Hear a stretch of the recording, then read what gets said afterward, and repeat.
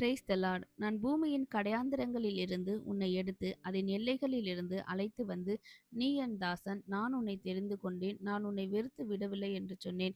ஏசாயா 41 அதிகாரம் 9 ஆமேன். ஆமாங்க ஏசப்பா, இந்த காலை வேளையில இந்த வசனத்தின் மூலமா நம்மளுக்கு என்ன சொல்ல வர்றார் அப்படின்னா, நான் உன்னை தெரிந்து கொண்டேன், நான் உன்னை வெறுத்து விடவில்லை அப்படின்னு சொல்றாருங்க.